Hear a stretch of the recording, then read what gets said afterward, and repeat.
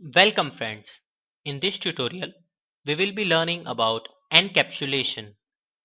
Encapsulation is a concept of object-oriented programming which allows the data and members which manipulates the data to be bind together. Here, I'll give you one example using which you will get the concept of encapsulation in C++, and I'll also teach you how you can implement this concept in your C++ program.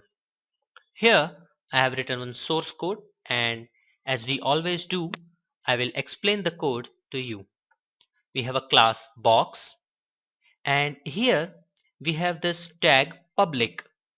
Now what public means is whatever we define under public is accessible to all the objects, all the inherited classes, and everyone in the program.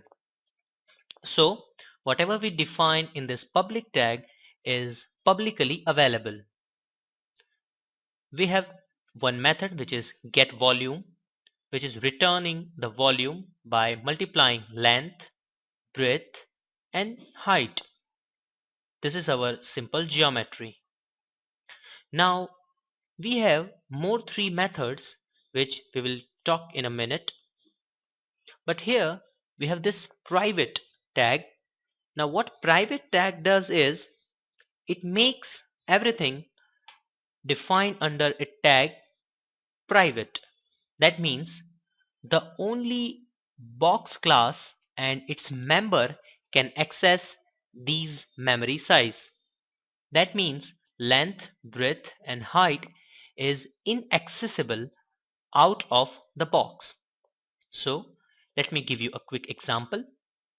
Here in our main method, we have defined one object which is box B, and we try to set its length, breadth and width. And let's go ahead and run this program. When we run this, it says there is an error exists in the required project. Now we click on no, and we look at here. It says double box length is private, and here it says within this content. So that means length is private, and so length is not accessible in any of the object by this way. So this is how we can separate things and make them public or private. But there is another way of achieving this. As you can see, our three methods, which was set height, set length and set breadth. Now what set height does is it takes a parameter height and it set this height is equal to the past parameter.